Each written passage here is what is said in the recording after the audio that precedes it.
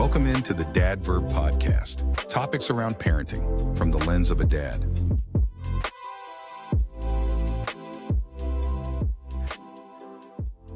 All right, welcome in everybody to the first episode of the new version of the Dad Verb Podcast. Yes, we are back.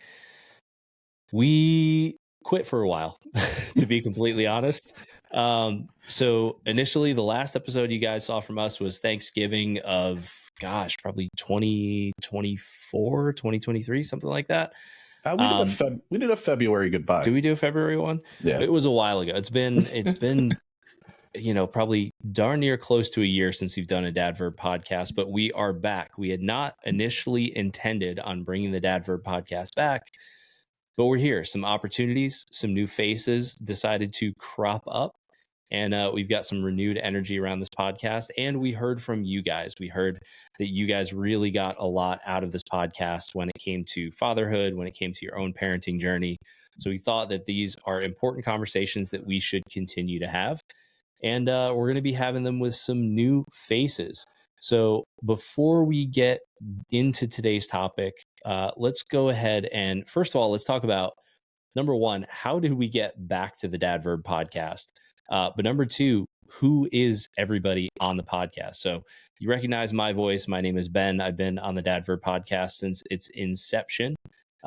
You also have Saunders on with us, who is also an OG here at Dad Verb, and we've got a new face, Muamer. Did I say your name right? I'm sorry. It sounds French, and I kind of like it. I know you like that. I wish it was that fancy, but it's just Muamer. I know it's his dad verb, but it's Muamer, so it's a little bit different. But the more you say it, the easier it gets.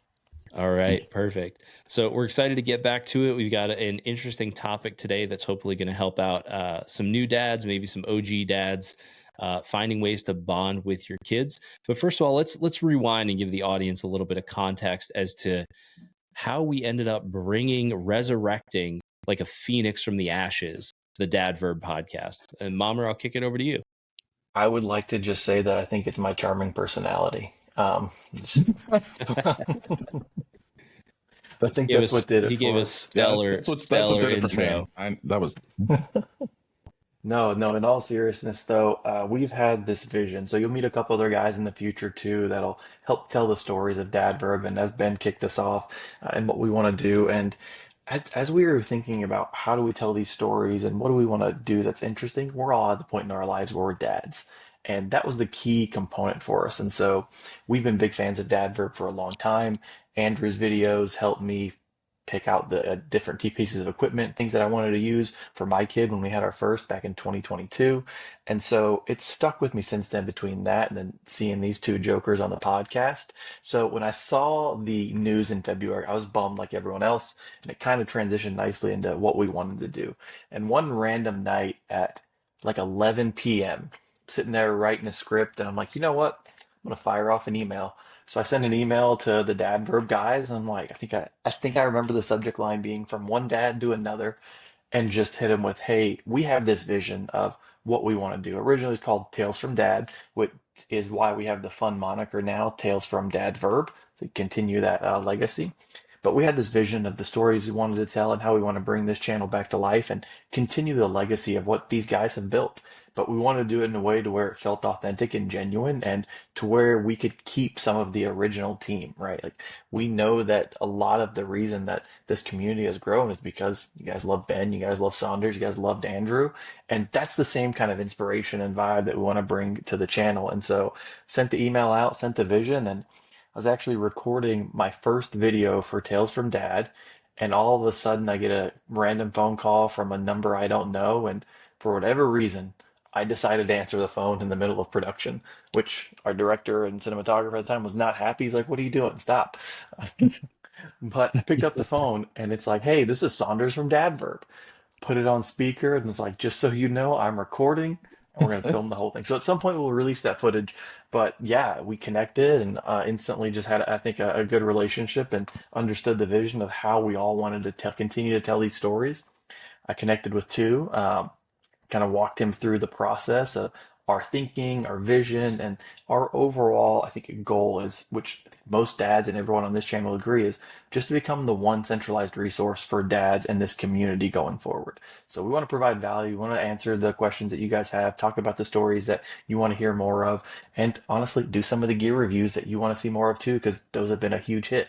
But that was our vision, and it started off with a random email in the middle of the night. And so I've just got to give props to Saunders, Ben, and Andrew too, on being responsive and having the being willing to have the conversation for us to say, how can we bring this Phoenix back to life? I love that analogy, Ben.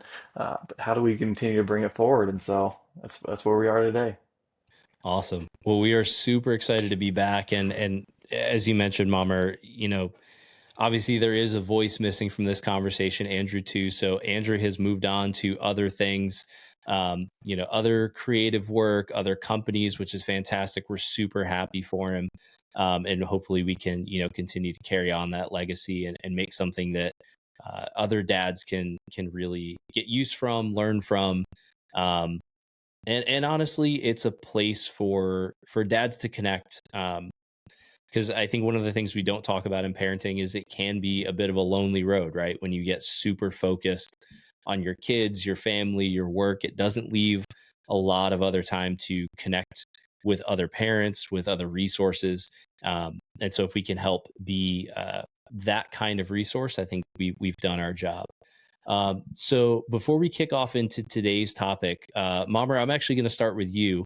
Let's get a little intro, kind of who you are, where you're from, how many kids you got. And, we obviously know kind of what brought you to the Dad Verb space, but we'd love to learn more about you, and then we'll kick it over to Saunders. Yeah, absolutely. Thank you, sir. So my name is Muamer, and I've realized from our first intro video, as you guys will go see on YouTube, that I probably should have had a lower thirds with how to spell my name because it's not easy, nor does it make sense. And so I should, going forward, was a good learning. I think someone also called me. You'll be fine. No, yeah. I think someone also called me stepdad on there, which was kind of funny. Yeah. I liked it. Yeah. But my name is Muamer. I'm a dad to two. We have a 3-year-old and a 2-year-old named Ben and Leo. So for me, I've always been in a very, yeah, Ben, great name. So I've got a unique background that spans everything from, the tech side and product management to telling stories and being a producer. And so that's all I've really focused on is how to tell the right stories and how to tell and bring people together. And now the stories I want to tell are about my kids. Love being a dad and I love the experiences. There's definitely some days where I'm like, what's happening? But yeah. Yeah, what's happened? Why did I make this decision? Who are you, evil monsters in my life? How did I get here? Yeah. My wife and I have that conversation all the time. We'll stop in the kitchen and just look at each other and go, how did we get here? Like, why is someone screaming that they need their butt wiped from across the room? Like, it's amazing the situations you end up with once you have kids, and there's no real handbook for any of this. And I think at the end of the day, we're all just trying to figure this out step by step, and hopefully these conversations will help some other dads out there. Absolutely. Well, yeah, honestly, right. it's on us. We're terrible about talking about things unless we make it funny, engaging, and that's part of why we want to do this, right? Like we 100%. Don't generally talk about things, and we try to compartmentalize, and I think that goes into some of the things that we'll talk about on the podcast on the channel is like this image of a perfect dad. And what you think you're supposed to do and not do and say, and it's tough for everyone. Yeah. All right, Saunders, let's get a little re-intro now that we're back. The recap. All right, so my wife is going to be mad about this because we haven't officially done this yet. He's doing it. So I have a 3-year-old. Her name is Paige. You all have actually met or seen her. I have a 2-year-old. Her name is Scarlett. And in February, I am expecting a son. So he will be here eventually. We are not exposing his name, but as I've said in the past, we have fancy initials for all our kids. So his initials are EXP for experience. Yeah. Anyway, that's where I'm at in the dad journey. There's going to be another one. This will be the last one. I have been told very thoroughly this will be the last one. So at some point we get to do another vasectomy conversation. Yeah. Well, looking forward to that conversation again. Yeah, that'll be a fun one. But to roll it back a little bit, I just want to give props out to Muamer because he sent off that random email and I must have read that thing 5 or 6 times. And I sent to a text message. I'm like, did you get this email? He's like, yeah, I'm just going to ignore it like I do all the rest of them. And I was like, okay, fair. Because you got to understand, like, we do get a lot of messages from other creators on Instagram who are like, hey, let's partner. Hey, let's do this thing. And we go look at some of their content. And we're like, yeah, we could partner with you. That seems good. And then we reach out and it never happens. Like, we talked about doing one with who's the barbecue guy who just exploded. Yeah. And we just could never connect, right? We wanted to do something. He wanted to do something. It just didn't happen. And then I was trying to figure out how to relaunch the podcast. And I was getting to the point where I was like, okay, it's going to be the best man from my wedding, my uncle, and like my brother-in-law. And I'm like, this isn't going to be a good podcast. It's just going to be us BSing about like our family crap. Like, I don't want. Anyway. And so then I swear I must have read that email like 5 or 6 times. And I'm like, forget it. He put a phone number on there.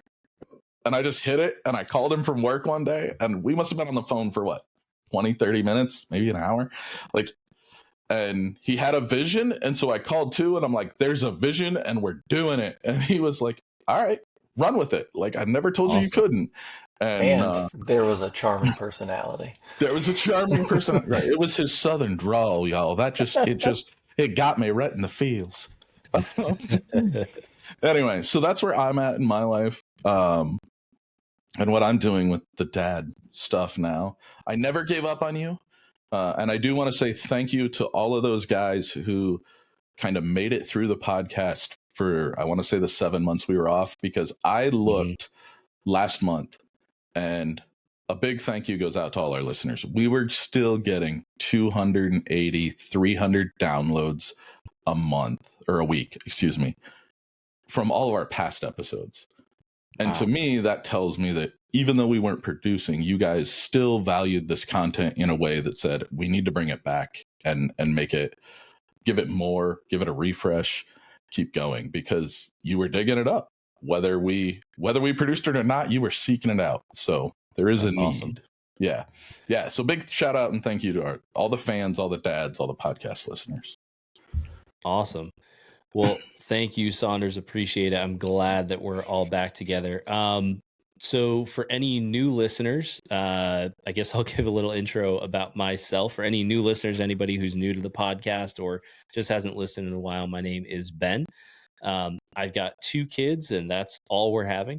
Because we did do a vasectomy episode where Andrew and I both shared our experiences. So we are done having kids, but my kids are Lincoln and Rory. So we have a boy and a girl, and they are 5 and 2.5. So we are deep in the thick of raising kids, which is, I'm actually really surprised I made it to the podcast tonight, because we've been going through a run of my daughter not sleeping for more than a few hours at a time, and both of them ending up in our bed somewhere between midnight and 2 a.m. And then I have one on one side, one on the other, and I'm getting heels and elbows in our king size bed because they have to be in my arms while they're sleeping. And it's been brutal. It's very sweet to wake up with your warm, safe, lovely children just, sleeping like little angels before they wake up and start yelling about breakfast.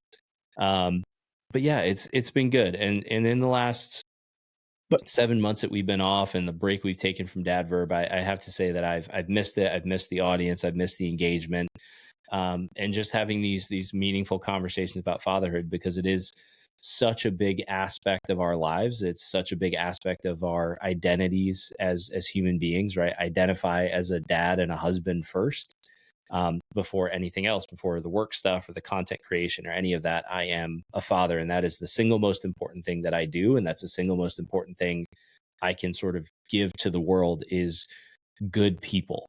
We're building a legacy through our kids by helping them be good humans. And part of that happens through us learning and getting better as dads and realizing that, the journey is long, the road is long, you're going to make mistakes, but it's okay because we're all in this thing together. All right. Awesome. Well, thank you guys for introing yourselves. Now, before we get into today's topic, one of the things we wanted to bring back in the podcast is the sick check. So we have like a little running tally of who has kids that are healthy. And if we can go however many episodes with having everybody with healthy kids, we'll mark it off. And then when we get sick kids, which I'm sure will come up soon as we're approaching cold and flu season, we'll reset that thing to 0. So Saunders, let's start with you. Fair, I think the record's 2 episodes. Like, the record's like 2 or 3 episodes. It's 3 not or 4 episodes. Most daycare kids. Yeah. There's nowhere to go but up, right? Saunders, what about you? Sick check. I'm wrecking it. They both got coughs. They got runny noses. They are sick. Like, we're at a 0. This we're starting off strong. Starting off at my kids were safe for like months. Nah. Preschool. What happened to their golden immune systems? They were never sick. Preschool. That'll do it. I think so. Petri dishes. They aren't sick, right? It's just like wet cough and runny nose. Like, there's no fever, there's no lethargy. It's just. I think we can chalk that as a somewhat healthy. Yeah. On the other hand, we'll give you a half. To be fair, this weekend, I get this text message from my mother, and she goes, "Well, we figured out why Scarlett's nose was running. She picked up a nano SIM card and shoved it up her nose." Oh my gosh. And they found it, and they had pulled it out. And so she had a SIM card up her nose for at least a couple days, if not a week. Like, I'm a bad parent. I missed a SIM card. I'm sorry. But it happens. Yeah. Well, she was on my brother-in-law's shoulders, and my sister looked up and she goes, "What is in her nose?" And they plucked out an AT&T SIM card. It's amazing. I hope she got good reception. The way of the future. Right. Now she doesn't have a very runny nose anymore. Kind of cleared it up. You go. So, Anyway. All right, Muamer, sick check on your end. How are the kids? We are, knock on wood, thankfully all doing good. My wife was a little sick, but she doesn't count. Which actually I have a clip. We'd interviewed her for one of the episodes, and there's a clip of her saying, this is dad verb, not mom verb. And we need to find a way to use that on the podcast. I'm like, this is great. Awesome. But yeah, every time you introduce yourself, this is dad verb, not mom. This is dad verb, not mom verb. Yeah. Awesome. But no, it's good. Thankfully, everyone's healthy. They're just, dude, we got a 2-year-old too, and it is, chaos. But thankfully, everyone's healthy, so I can't complain. Now, your 2-year-old is your second, right? Yeah. The second at 2 is it's a whole different beast, man. It's a different ball game, because our first at 2 is completely different than our second. Our first was like, and still is, so sweet, so kind, so loving. Mm-hmm. And this second one came out, man, just with I'll say he's passionate. Just like a will and a passion, and just an excellent way to describe the second child. Sometimes just like pure terror. I'm like, dude, I feel, honestly though, it's my fault, because I feel like this is how I was as a kid. So I feel like I'm parenting myself. And then it's just like, I don't know what to do here. Your mom's just like, Yeah. All right. So sick check on our end. Kids are all good. We've made it through, gosh, how many weeks of school? Like 8, 9? 8, 9, something like that. Our oldest is in kindergarten, so he's exposed to a ton of new kids. But luckily, for better or worse, we also had kids both of our kids were in daycare. So I think we got most of like the major stuff kind of out of the way early, built up their immune system. So hopefully, fingers crossed, knock on wood, I'm going to get my lucky rabbit's foot out here. Everybody stays pretty healthy. We've just gotten over some runny noses and all that stuff, seasonal allergies and all that fun time, but we are crashing into cold and flu season. So we'll see how this next episode goes. It's going to be a blast. Yeah, for sure. All right. So sick check is done. So for today's topic, I think this is going to be an interesting one, especially for new dads, but also for older dads. Today, we're going to talk about bonding with your kids. And I feel like bonding is such a broad thing, and I feel like it has a very specific meaning when your kids are really young. When they're first born, you're really trying to build that sort of physical and emotional bond. And then later on that changes, right? As they get older, they get interested in more things, they can do more, they're capable of more. And so you have to be kind of more intentional about how you bond with them, because you're not holding them all the time. You're not doing skin to skin. So you really got to think about, what are we going to do to continue to build our relationship? So, and then they start asking. That's the other thing that drives, my 3-year-old has started like, Dad, I miss you. And I'm like, I went to work. I saw you like 6 hours ago and you were at preschool the whole time. Like, when did you miss me? Like, but no, Dad, I miss you. So we're having to start one-on-one dates, like daddy-daughter dates as a thing. Like, anyway. So let's dig into that. So I'm gonna ask us all to reel it back a little bit, right? Go into the memory banks, and let's think through newborns, right? So your newborn stage, you're a new dad, you're exhausted, you're coming home with this little, what's supposed to be this tiny bundle of joy, right? You get this little lump of flesh that they just let you walk out of the hospital somehow with no training or information. You got to take it home, you got to bond with it, and you got to figure out, how the hell do I be a good dad? How do I build a connection with this little thing? And I think it's particularly tough for dads because, at least for the first, 6 months, 7 months, there's not a ton that we get to do with the kids, right? We get to play, but we're not feeding them. We're generally, a lot of times we may not be the comfort source. Mom is usually that. So let's talk about that. And Andrew Saunders, let's start with you. So when you had your first kid, or when you brought a newborn into your house, kind of what were the things that you were focused on or worried about to help build that bond? So I actually got really lucky because we chose, for a number of reasons, to bottle feed our kids. And so we actually divided up, and I've talked about this before, but we actually divided up the day into days and nights. And so I was on night duty, which lasted until 3 or 4 in the morning every night with both of our kids. And I will probably do this with a third one. So I spent a lot of time snuggling and feeding and changing diapers. And I swear there was like a permanent spot in my chair where like my daughters just kind of fit between me and the armrest and whatever. And they played most of Zelda with me, just kind of snuggled up in my arm. Right. And because I could hold the controller and hold them, and it didn't require much actual like attention. If I needed to toss it, I could, and wasn't really a problem. The baby or the controller? Yes. Yeah. Yes. No, the controller.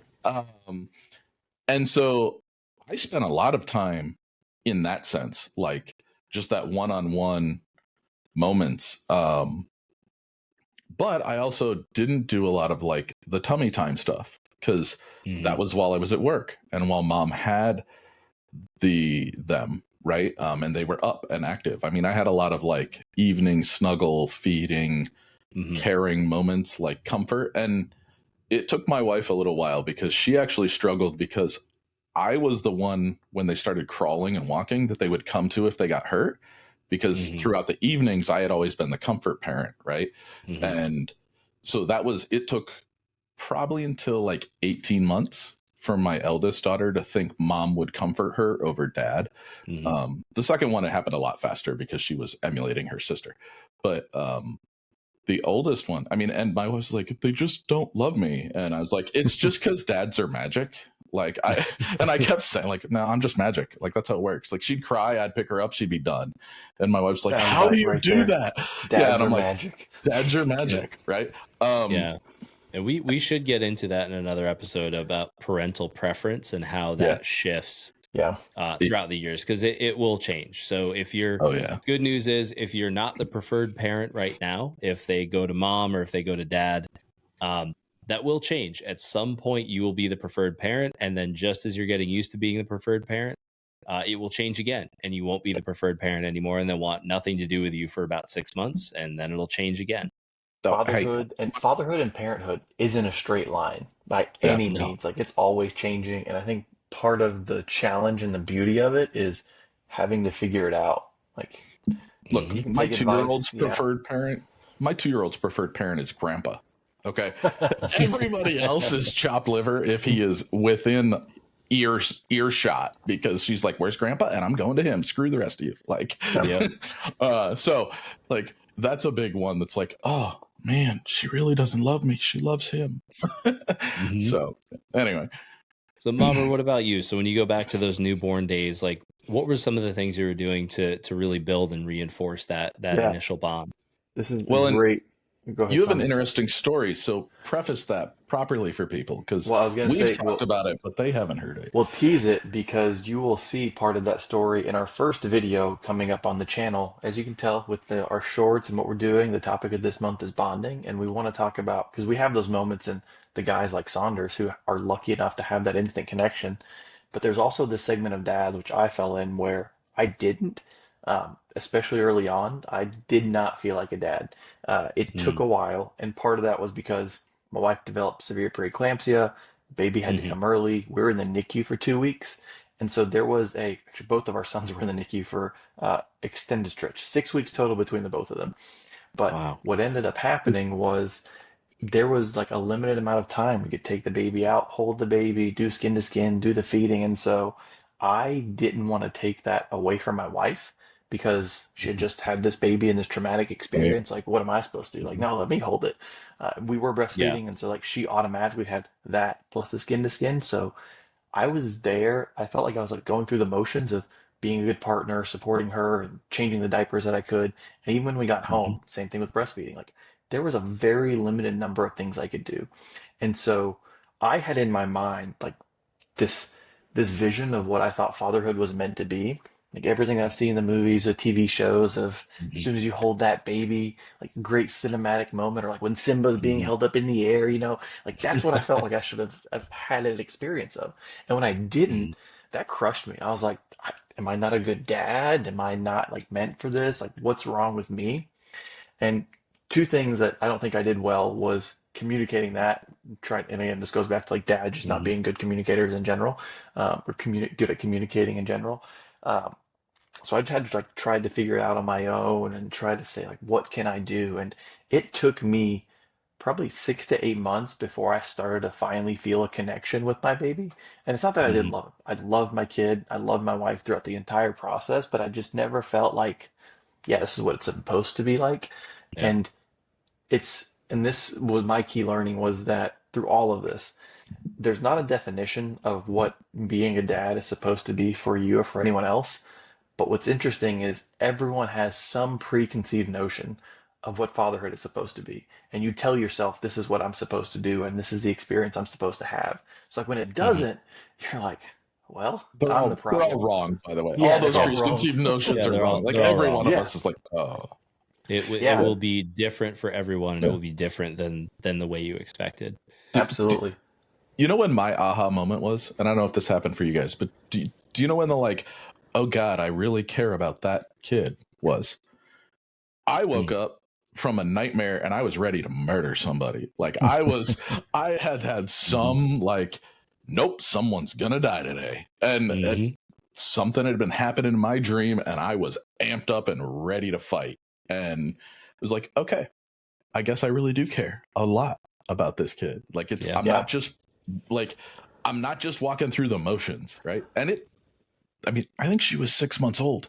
Like, Mhm. I'm not gonna say Yeah. like It it wasn't instant, right? Like, I Mhm. was doing all the work, but it wasn't. And then I woke up and I was like, okay, I get it and it's now. that I it's that understand. in my mind the same thing. It's like it's that countless repetitive motions of the little things Yeah. of like for me it was Mhm. bottles. I washed so many bottles because again we were breastfeeding and she like that's where she would store that's how I would Yep. help.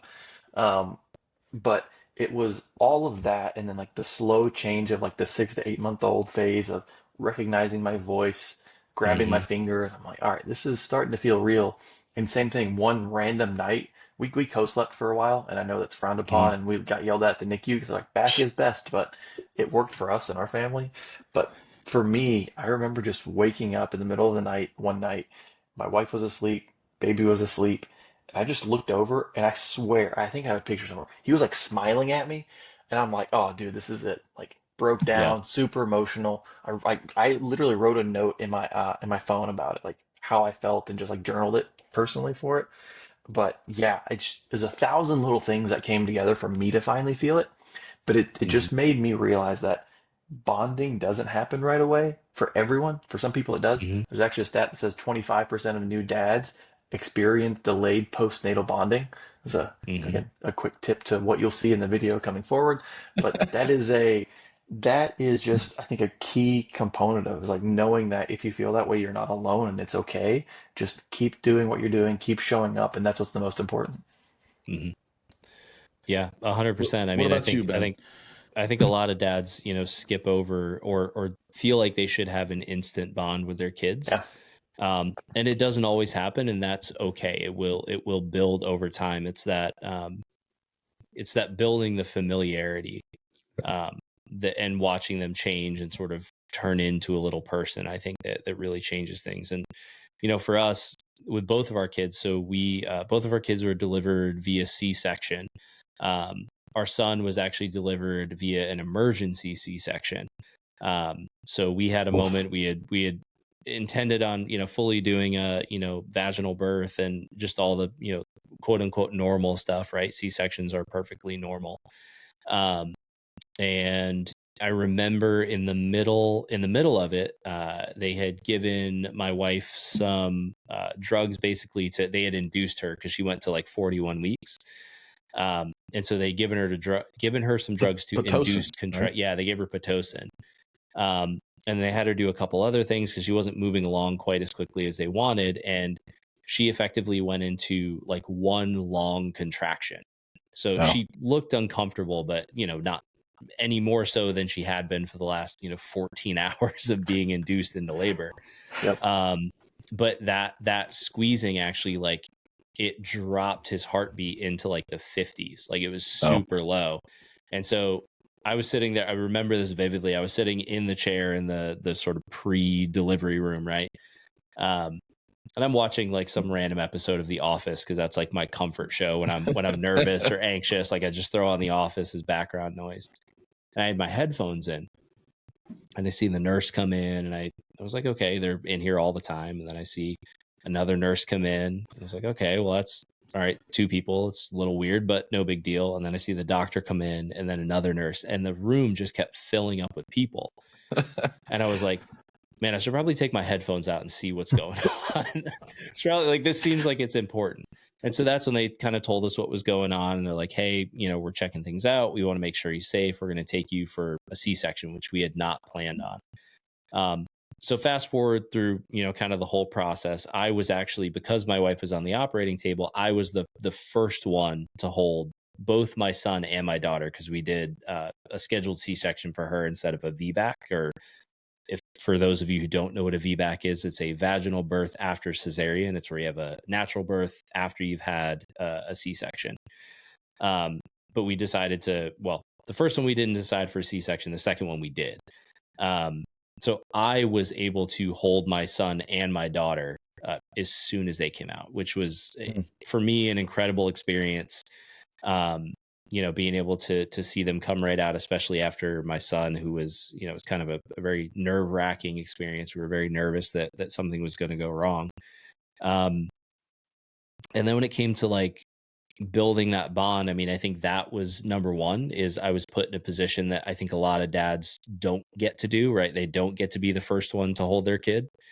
And then secondly, it was like, as much as I could, because my wife had gone through a C-section and obviously she had her belly split open, cut through the abdominal wall, everything. Like, she's in a lot of pain, she's uncomfortable. So I really had to step up and do a lot of the bonding, the swaddling, anything that was physical with the baby where she would have to use her core. Those were the things that I was able to do. So from a very young age, or, as soon as he was born, we were doing skin to skin, and I was talking to him a lot. And, my wife and I were both music majors in college. So I had actually built a whole playlist of music. And so I would just sit there and, when he would get upset, I'd take him out, I would just hold him and sing to him and kind of walk him around the room and all that. And Is this the same that like for me was Big X super the Plug helpful. playlist that you were listening No, to? Or? no big X the Plug. This was there's a lot of different stuff on there. I continue to build them out because I will be damned if my kids don't have good taste in music. That's it's a one My kids thing are very I'm eclectic. very Yeah. they're gonna have a lot of stuff on their playlist. But So I actually want to ask Ben, Oh, Mhm. Saunders, I was gonna say, like, you talked about like getting to hold your son like in that first moment, and I'd say that yeah, is rare, right? For me, it was so different because I at least went 3 or 4 days before I could hold the babies, both of them. wow, I think my second was wow. even longer. Like, it makes me a little jealous. I'm very happy for you, but I'm like, I can't even Mhm. imagine like what I would feel in that moment. Like, can you walk us Yeah. through like, what was your thought process of like being the one that got to hold it at that time? I mean, it was weird. I'll say because for 9 months, 10 months, or whatever that you're gonna have a kid, it's like there's this concept. You have this like concept of a child, right? Like you can see your wife's belly growing, like you know that it's there. But Intellectual mom, concept. yeah, but like mom is the vessel, right? Like she is literally growing that baby inside her body. So there's a connection there I mean, she's that getting kicked for 6 months. Let's yeah, be I fair. mean, he literally broke my wife's ribs, like because he Oh was my so high God. up in her belly, like she had a cracked rib from him kicking around.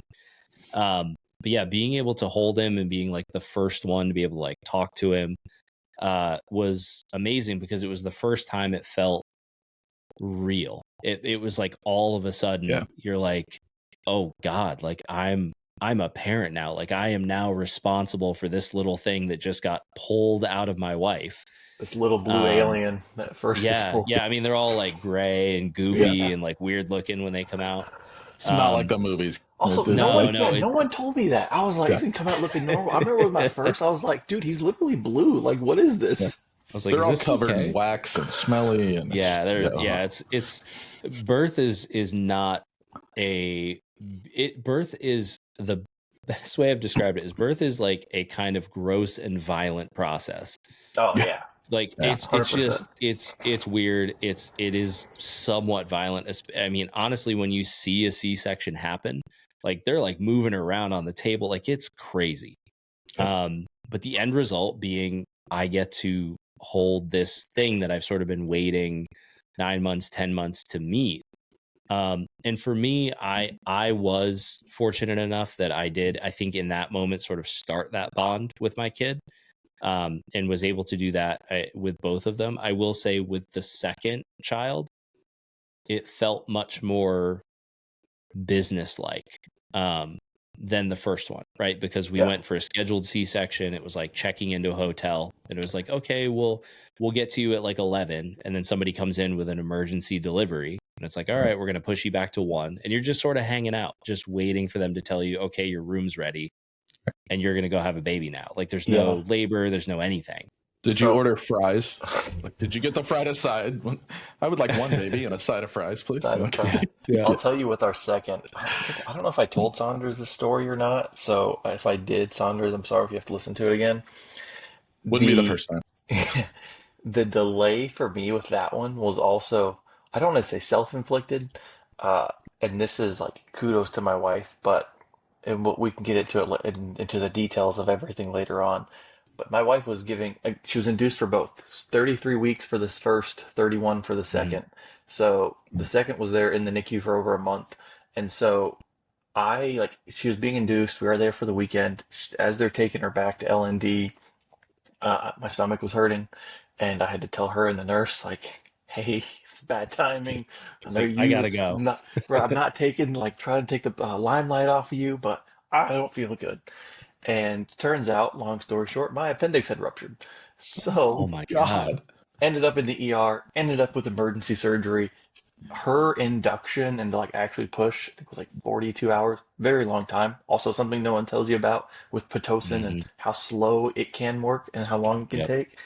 But I remember being wheeled back in the room and like, I can't do the things because I had a little appendix taken out, but like I'm sore and everything.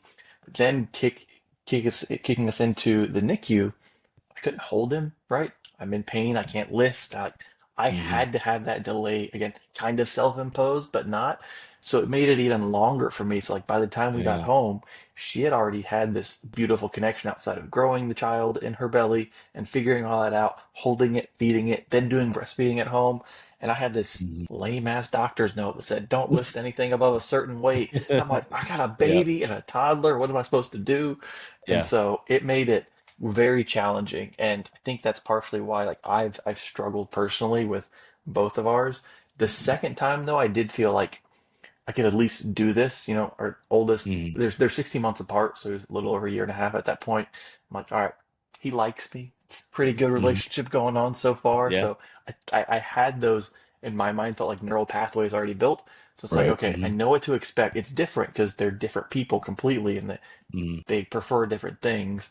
But I was like, it might take longer, but I at least didn't have the same preconceived notions and expectations of what I was Yep. supposed to feel that first time. And I'm like, all right, Hmm. I Right. can be more patient. Yeah. Yeah. The second is totally different than the first. So Yeah. going into multiple kids, it's a whole different experience. Like I said, it felt much more business like. Those first couple months, I think, then much more business like and less anxiety inducing Yep. the Right. second time around, because you were like, well, I kept the first one alive for 2.5 years, and this second one shouldn't really be any different, right? Right. Yeah. Um, Yeah. so when it comes to like actual bonding, like techniques, I guess, one of the things they always encourage is skin to skin, right? Having your baby get used to your the comfort, just the warmth, and helping co-regulate their hormones and their body temperature, because it's one of the things a lot of dads miss, I feel like, is babies cannot regulate their own temperature, and so Right. skin to skin is really important, right? Because it'll help them regulate their body temperature. Plus, they're getting used to your smell. But besides kind of skin to skin, were there other things that you guys were doing? And Saunders, I'll start with you, to build that bond in those first couple months, besides video games. Um. I'm trying to think if there were like any big ones. I mean, I did a lot of carrying. Hmm. So I had the carrier, and we did a lot of like falling asleep right here in the Yep. carrier. I know they say don't let them sleep on your belly, but you know what? And I strapped them into a carrier, and out they went on my chest. And Yeah. There's a lot of rules that they will yeah, tell you that in the grand scheme of things, yes, they are, according to the data, the safest thing that you can do. But I remember getting yelled at in the hospital because I mean, there's people in and out of your room all night, and I would get yelled at because I'd fall asleep with the baby on my chest in that super uncomfortable hospital chair. yeah, And they would come in and be like, "Sir, like, we can't have you do this because we're gonna have like fallen baby data, like right, drop baby data on our hospital. We can't let you do that." But I think what you just mentioned, Saunders, the baby wearing, yeah, that was something that I know I did a lot, because number one, I have two hands. I can actually do stuff and help with things if I've got right, two hands and I'm not holding a baby. But yep, number two, it helps them see the world. It yeah, helps them bond with you, and just knowing that they're safe and being able to carry them around like that was yep. really special, because you honestly can't do that for very long.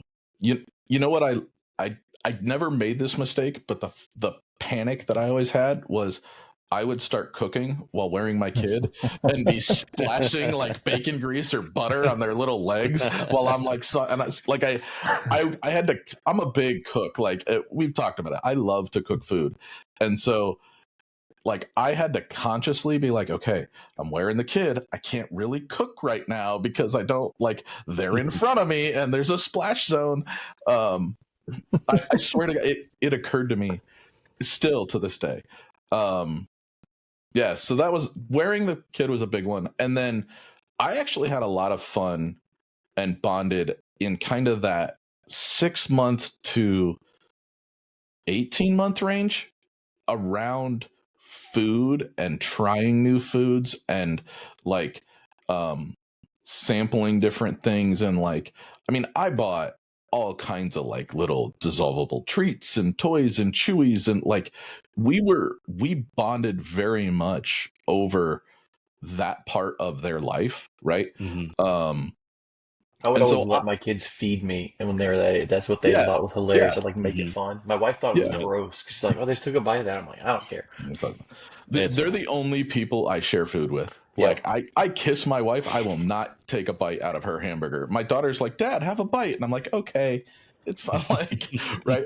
Um, but yeah, so for me, that was something I was very passionate about, and it was very easy to start sharing with my like again, I disobeyed the rule, right? I think we started like I think my kid had chicken tikka masala oh sauce, my like the actual gosh. masala sauce, at like 6 months. Like it's on Mm. Facebook. I'm like, she didn't spit it up. This diaper's gonna be terrible, right? And it wasn't like a spoonful, right? Like I dipped my pinky in it, I shoved it in her mouth, and I went, What face are you gonna make?" Right? Like, Yeah. and so um, those were the things that we bonded over very early. Um, and it's still to this day, right? Like we actually have weekly dinners. It's dad and daughter dinner night, and me and the girls go, and we have basically the same meal every Tuesday at the same restaurant. Like they know us, and it's just what we do, right? That's But awesome. it's time we get together, right? Yeah. And so I think for me, I was passionate about it. One of the other things that I did was in the music vein, I built a daddy, I call it Songs for the Girls. It was originally Songs for TPK because I only had one, and then it got renamed to Songs for the Girls. But it's all the like daddy daughter songs that come up. So like All the I ones can that make you cry when you hear them. yeah, all the ones that make you cry when you hear them, and all the ones that like will put you to sleep. And so Mm-hmm. the first song on that thing is "Good Night, Sweetheart" by the Prestones or the whoever, I don't know who it is, but I sang them that with the song, putting them to bed couple times a week, and to this day, my eldest will get drowsy by the third or fourth song in that playlist because I have like Mm-hmm. classically conditioned her to fall asleep Yep. to these songs played in order, which is amazing and scary at the same time. But that was another thing that I wanted them to have that, even if they couldn't understand the words, that emotional sense of what that was from a very young age with music and like, right? I mean, I'm not throwing any Snoop Dogg in there, but Hey, Snoop Dogg does They're have a children's playlist I and am album. he I am does. aware, He's got and a it is kids album. actually It's kind of awesome. amazing. It's It's good. awesome. All right, Muamer, what about you? So I know you had a bit of a different situation where you couldn't bond with them kind of immediately, but what were some of the steps that you took, for all the NICU dads out there? Yeah, so for me, especially with them being preemies and so small, I couldn't really wear them. So that took a long time. Mm, But what we did have was we had a Duna, and we loved our Duna. It was one of the best things to have because what I would do, and this is also, we'll talk about it in another video at some point. We'll just keep sprinkling these things in throughout here. But what I would do is I almost forced myself to take the baby on walks every morning. So we had like mhm. especially with our first, like a morning ritual where I would take the baby in the Duna, go on a walk. It was a good way for me to get some steps in, but also gave my wife some peace and quiet. And Mhm. so for the longest time, like we're talking like not short walks. I would walk for like hours. Like there was one, I took a picture once. I walked for like 92 minutes with the baby because he was Oh just falling man. Mm, asleep, didn't want to go, didn't want to wake up. I'm like, just keep going. But that would be our thing because then he'd either be asleep before I got him in the Duna or fall asleep in the Duna. So like he would just mhm. wake up with like a smile on his face, like being outside and beautiful weather, seeing me. And Mhm. so for me, that was the biggest thing of like just trying to find what those moments were because it's different for preemies because you have to be a little bit more careful with them just because Mhm. of the size Yeah. and weight and each baby's different. But I couldn't wear them, so I'm like, what can I do? And it was the food, it was walking around with them. But then honestly, just whenever we did, I was lucky enough to have paternity leave, so took some time Mhm. off and like was there for all the tummy time and activities and would just try to make them laugh, try to do whatever I Mhm. could. And then honestly, the biggest thing that worked for both of our kids was reading books to them. My kids love Mhm. books for whatever reason. It's like I didn't realize how emotional and sentimental some of these like stupid children's books are, and I'm like, oh, Mhm. Goodnight Moon still gets me to this day, and it's not even Yeah. supposed to. Um, So good. but What's the or Llama Forever My Llama, Child? No. Like, The one with Guess How Much I Love You, the one with the yeah, How rabbit. Much I Love You. Yeah. Yeah. oh, Yeah. there's Forever My there's Baby You'll Be. Like, yeah, that's a Oh, good one. that's yeah. So oh, that book, I know what book you're talking about, and that book is one that my mom used to read to me. yeah. And she still to this day, she gave me my copy of that book to read to my kids. And I You're remember looking it up. I I remember am. standing in the baby store, like looking at books that we were going to pick out. Cause we've read same thing. Like we've read to our kids since they came home, right? Like every Yep. night we read a book before we go to bed, which has helped them tremendously with their language skills. But it's just a good way for us to bond. But that book in particular, I remember standing in the baby store, and I hadn't had like a ton of super emotional reactions to things. And I picked up this book and I was like, oh, my mom used to read this to me. And I start reading it. I got 2 pages in and I'm standing in the middle of Babies R Us sobbing. And I was Right, you like, gotta I'm going to buy it read 'cause this you're to my crying kid. I was onto like the book. crying into the Yeah, book. I need to yeah. like, I have to buy it now. Yeah. Our favorite. I just looked it up the one because I couldn't remember it. Was "You're My Little Honey Bunny" by Nicola Edwards, and Mhm. it's just like a cute little rhymey kids book. And I'm like, oh, this one always got me. So much so I ended up writing a kids book for my kids, all Oh, about wow. like, the dad experience. So I Yeah. need to send you guys a PDF of it so you can see it. And I have got it somewhere back here on this bookshelf. But yeah, is same thing. Like I mean, trying to talk through it. if we're teasing that, I'm working on a children's book right now for my kids. Ooh. Oh, that's Yeah. awesome. Yeah. So if and when the stories are written, we're working on illustrations. So Awesome. that'll be fun. But Yeah. Yeah, So we've got Skin to Skin, baby wearing, reading, taking and your kids on walks. walks. I think one of the really important things that you touched on, that's kind of not just related to this, but related to the dad experience, especially in those new, kind of newborn to, let's say, year old. One of the things that you said, Muamer, was do what you can do, right? Like figure Yeah. out what you can do. And I think that's one of the most important messages that we can put across in any of these podcasts is there's going to be a lot of times as a dad, especially a new dad, where you feel useless because Yeah. mom is doing so much. She's feeding, she's caring, she's comforting, and you don't really feel like you're useful at that point. But like you said, the bottle washing, having that routine where you can walk them, finding those opportunities to bond are tremendously important for building that relationship with your kids. And that's something that we did as well. Like we went on daily walks, we read all the time, skin to skin, baby wearing, all that stuff. You know, it's I funny. mean, You and talk about bottle washing. I remember watching a video. This is one of Andrew's earlier videos where he like things that he doesn't recommend necessarily or that he would skip. And Mhm. one of the things that was like microwave steamer garbage. it was like the bottle sterilizers and the washers. And I'm Yeah. like, dude, with how many bottles I washed, I had 2 of the Dr. Brown's like sanitizer things just ready to go constantly. Like All the it just time. made my life so much easier because we had 2 sinks in our kitchen when we were at one of these houses, and so like one would just end up being like a dedicated bottle sink. Nothing went in there but bottles, Yep. and so I would clean them. But it got to the point where both of our kids were so picky with bottles that we just like kept trying different ones. We had to get like certain slow flow ones for preemies and like test and learn what works, what doesn't work. But I felt like I was washing bottles 24/7. And so I found these like little Never Dr. stop. Brown sterilizer things, and I'm like, dude, this is way easier. They dry quicker. I'm like, I love these things. I'm like, this is the one thing that I'm like, I don't agree with, but I love it, and I will continue to use it if I need it. Totally get it. I mean, All right. we're So coming up with a thing, but there's one piece of bonding we haven't covered. what's And that? after your kids are born, you actually have to focus on bonding with your wife or or the mother.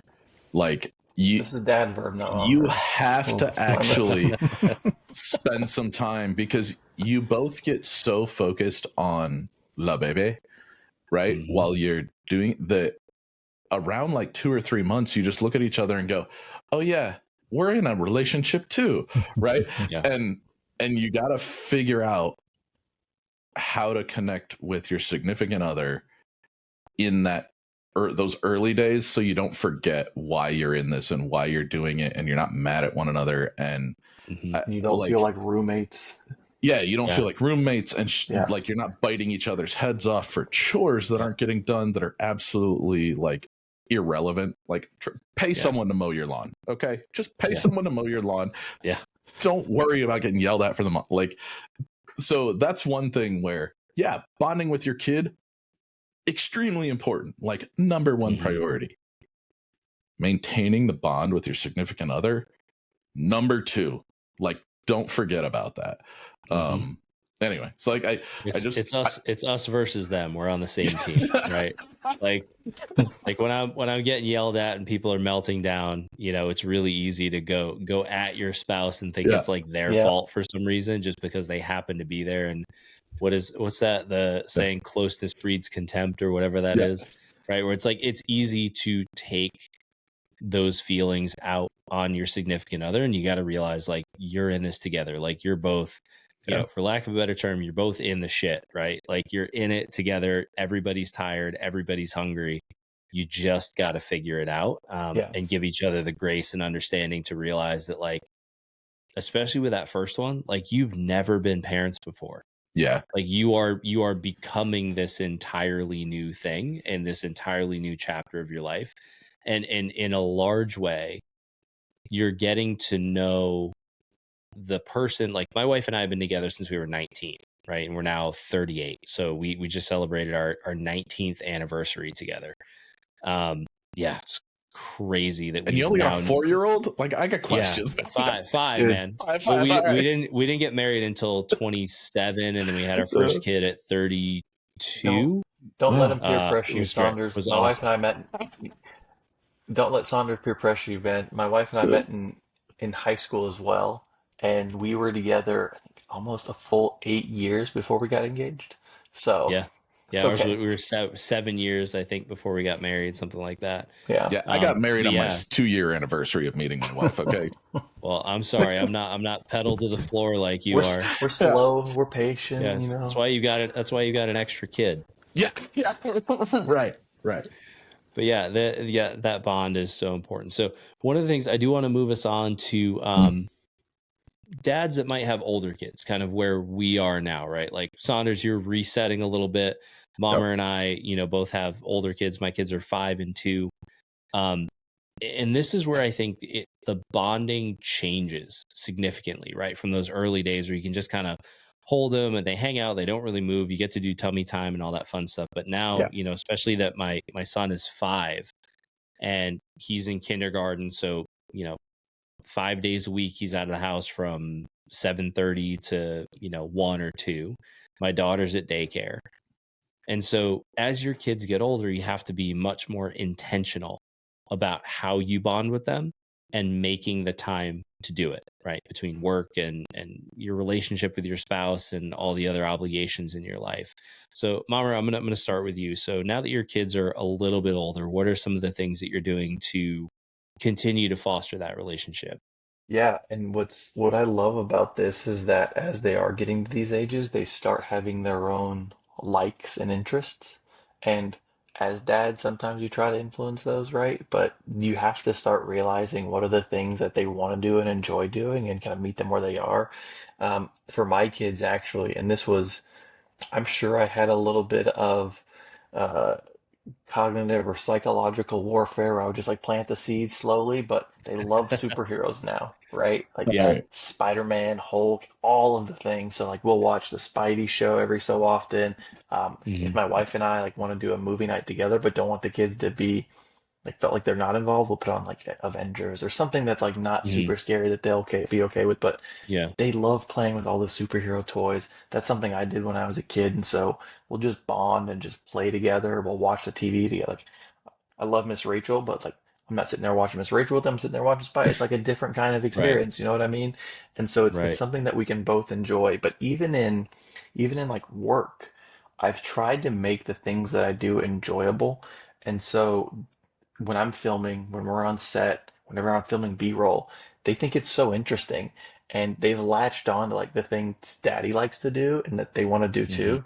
So much so that that they have their own like little baby Polaroid cameras. Well, they'll follow me Yeah. around, they'll take pictures, they're building their own things, but they're like watching me and they're finding enjoyment in those things. And so that's what I would say is the biggest thing that I've tried to do is like focus on the things that they enjoy and that you enjoy and where that overlap is, but show them what you also as a dad are passionate about and love because Hmm. honestly, most kids at this age, and this is still where they think we're cool and like idolize us, like Yeah. they want to be like their parents and see like, oh, why is this cool? Why do you like this? Whether it's music, photography, tech, like whatever it is, like Hmm. I just try to keep them involved because I don't want, and this is hard, and I'm lucky to be in a position where like I work from home, but I don't want it to feel like work and family are always so separate and that if I'm working, they don't get access to that side of me.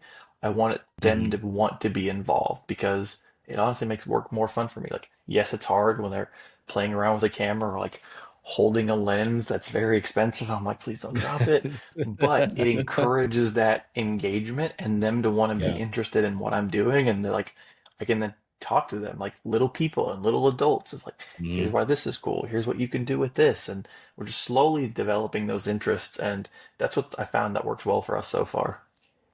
Yeah. Nice. Yeah. I think we're kind of at that stage too, where, there is this shift. And I will say it's probably especially for boys, where there was this probably around like 2.5 to 3, dad became really interesting. Yeah. Right. And like everything I was doing, he wants to be involved in. So, like we have a gym in our garage. If I go out there to work out, like he calls it Yeah. exercise still, which is super Extra fun. size. So he's like, Dad, I got to go get some exercise in. I was like, okay, cool, dude, let's go. So we'll go out and like, throw around some kettlebells or like hit the heavy bag or, he's been wanting to do like pull-ups and stuff. So we'll put him on the pull-up bar and lift him up and down.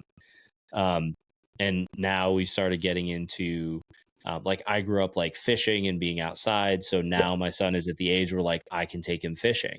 So now, I didn't have any fishing gear anymore. So now I had to, I went out and I got a whole setup, but now that's like a thing that we do. I love to play golf. So like my son has his own set of golf clubs and we'll go to the driving range. Like he had the day off from school the other day and I took him to Top Golf for like 3 or 4 hours. Nice. And those moments where we now get to build those like core memories and those moments together where like now he's a person, he understands what's happening, he has his own preferences, but he's still really interested in all the stuff that I'm doing. It puts a whole new layer on your relationship. It can, I think, be challenging at times, right? When you're in the routine of every day, wake up, breakfast, school, he's at school for a couple hours, then he's back, and then it's homework and, maybe play on the computer for a little bit, watch a show, bath, bedtime. Like it's just the same thing over and over. And so the bonding has to happen intentionally, and it has to be, I have to consciously go, when I pick him up from school today, I'm going to put our golf clubs in the back of the truck and we're going to go to the driving range instead of just going home and doing homework. Or I'm going to put the fishing poles in, or, Saturday morning, we're going to wake up early and go fishing. So you have to really think more about getting outside of your routine and doing those things that are going to create those memories. Yeah, absolutely. That's What about cool. for you, Saunders? How's it been? So the 3-year-old who's going to be 4 and I are actually working on like cooking skills now. She's finally old enough that she takes direction, she listens, and she actually can like help cook. And a great example of this is 2 nights ago. Last night, we cut up like 3 pounds of mushrooms together. I gave her a 6-inch chef knife, like my $200 global chef knife. And I was like, okay, you got to hold it and you got to take a mushroom and you're going to cut it in half and we're going to quarter them. And Saunders is throwing babies. He's giving them knives. She went through probably 1.5 pounds of mushrooms all on her own. And I'm sitting there like, do not cut your fingers. Watch where your fingers are, because she's just chopping away, right? Mm-hmm. But she didn't cut her fingers. and she listened every time I was like, make sure you don't get your fingertips near the right. And so we're getting to that point where I get to impart my skill set onto her. And near the end of it, she was like, Dad, I'm not doing the other cuts. I'm going to cut them in half and you have to do the other cuts. And so she was like having all the mushrooms and then sliding them over to me and making me do the like quartering cuts on them. And I'm like, she thinks she's in charge of this kitchen all of a sudden. Like, this is, so we're doing a lot of cooking stuff right now because, again, it's easy. We're doing dinners. She's old enough now I can put her near the stove and she won't burn herself. I don't have a gas stove, I have an electric stove. So she understands what hot is, what boiling is, like, and so she will stir like soups and things like that for me now. Again, I'm not trying to burn my kid alive, right? But I'm definitely He's hit the trifecta on this episode. Knives, throwing, burning alive. No, I feed him raw meat and I keep him in the basement. We're nailing this fatherhood thing. And so I've said it on here before, right? The world is cold, dark, and hard. Like, you better get used to it. And I'm not patting my kids from that stuff. And so they're learning how to cook right with me. Now the 2-year-old is adjacent and the 3-year-old doesn't get to handle a knife when the 2-year-old's around, right? But why not? I mean, what's funny about it is I was using like this, end up with a missing finger. Yeah, I was using this little tiny paring knife and she's got my 6-inch chef knife and she's just like, chop, chop. And I'm like, all right. So stuff like that. I actually go to the office and I have taken my daughter to work 2 or 3 times as just like, nope, you're coming with me today. And there's a rule at my work that you don't bring kids. And I'm like, I don't care. Today, dad and daughter are going to work and she's just going to hang out with me all day. And if one of the PhD college professors has a problem with that, we'll have a philosophical conversation about it. But like, it's not like I'm putting her in the CNC lab and be like, here's a lathe, go make a Barbie doll. Right. So I don't know. I'm engaging with them, I guess, more. I'm trying to bring them into the routine or make the routine engaging. Right. And I actually catch myself getting frustrated that I can't proceed through dinner as fast as I want to because they want to engage. And I have to be like, okay, I either need to send them in the other room and just be like, I'm making dinner and it's going to be 20 minutes and I'm over it. Or I have to acknowledge that it's going to take 90 minutes and I'm going to be hungry for 80 of those minutes while we make dinner. Right. Yeah. There's a book that I've been reading recently called Hunt, Gather, Parent, which is all about these other cultures, everything from the Mayans to the Inuit and kind of how they manage their kids. Right. And it has to do with like behavioral issues and like how they deal with anger and frustration and all of that. But the kind of core tenet of all of it is that children exist in an adult world.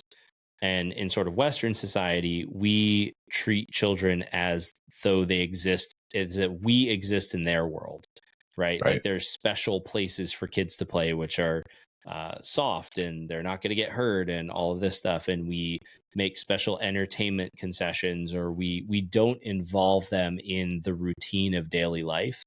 And I think one of the most important things that you're talking about, Saunders, is like, not only should we, take them and do special things, make that one-on-one time, but that one-on-one time doesn't have to be, I'm going to take a special trip or I'm going to do this special thing with them. Sometimes it is as simple as involving them in making dinner, because I think there's two really important things that happen.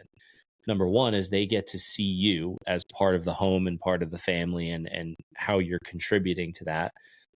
Number two is they feel that they are contributing to the family, which is really important for their understanding of their place and everything. And then lastly, giving them things that are challenging that they might not be able to do teaches them to deal with frustration and ultimately makes them more resilient, because things are not going to be easy because they're not designed for them, right? It's not built for them. That chef's knife is not built for a 3-year-old's hands, not balanced for it. And so things are going to be harder than they expect. And so it's an opportunity to work through that stuff and say, you can do things that are challenging. You can do things that are difficult from a very early age. So I think it's super important. The other thing is, if they cook the food, they're very likely to eat it. Yeah. Like very proud of themselves when they cook their own food. Yeah. It's amazing. Yeah. She looked at mushrooms entirely differently once she had chopped them all up and they were sauteed. And she's like, I'm going to eat those. I'm like, oh, yeah, you are. Right. Perfect. And before, mushrooms were gross. I don't like those. Now we're over that. So pro tip, if your kids don't like vegetables, give them a knife and let them cut them up themselves. Let them go this to is town. not let them go to town. Yeah. Yeah, let them go to town. All right. Well, gentlemen, I think we've done a great job covering this bonding topic. Everything from newborn up through. Do I have the oldest kids now? Yes. With a 5-year-old. Oh, yeah. Oh my God, I'm the OG. You're the old guy. Goodness, Yeah. This is a weird. This doesn't feel right. But I don't think you're the oldest. Like I think I'm the oldest age-wise, but you have the oldest children. With about to be the youngest kid. Yeah, with about to be the youngest kid. Yeah. But awesome. I think this is a really good discussion. I honestly hope that everybody who listens to this gets something out of it and realizes that there's so many different ways to bond with your kids, to bond with your significant other, and the pathway of fatherhood looks different for everybody. And if you're asking yourself the question of, am I a good dad? Am I doing it right? You are like 70% of the way there. You're going to screw it up. Things are going to go wrong. And we learn, we get better, and we grow, and then we learn together. So thank you, everybody. Come tell us on the Dad Verb Discord channel. Yes. So that we can talk you out of your spiral and then talk about it on this podcast, because that's what we do. 100% we will use it as fodder for the podcast. But thank you, everybody, for joining us for the inaugural reignition, I guess. Maybe those are the words I wanted. Inaugural relaunch of the Dad Verb podcast with some new faces, some new voices. We really look forward to bringing you more fatherhood-focused podcasts. And we will see you all in the next one. Peace. Peace.